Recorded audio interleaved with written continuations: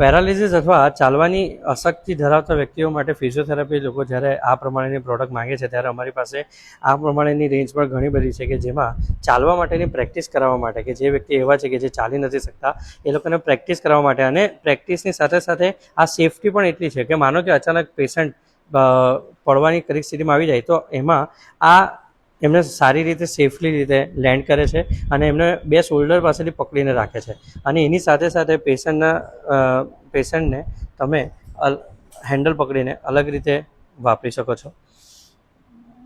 આમાં પેશન્ટની પડવાની બીક એટલે નથી રહેતી કારણ કે નીચે સીટ આપી છે અને આજુબાજુમાં શોલ્ડર સપોર્ટ આપ્યો છે કે જેના કારણે માનો કે એમના પગમાં કંઈક તકલીફ હોય તો તે છતાં પણ એમને પડવામાં બીક નથી લાગતી અને એના કારણે કોન્ફિડન્સથી ચાલી શકે છે. આમાં ટોટલ 8 વ્હીલ આપ્યા છે.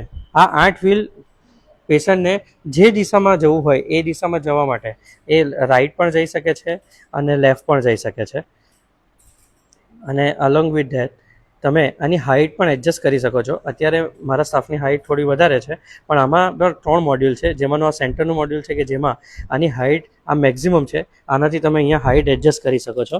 આ હાઇટ એડજસ્ટ કરવાથી અને આ શોલ્ડરને પણ ટાઈટ ઢીલો કરી શકાય છે અને એની સાથે સાથે આ હેન્ડલ્સ જે છે એ હેન્ડલ પકડીને ચાલવાથી સામેવાળાને વધારે કોન્ફિડન્સ આવે છે અને એની પાછળના ભાગમાં પણ એને અહીંયા બેકથી સપોર્ટ આપેલો હોય છે.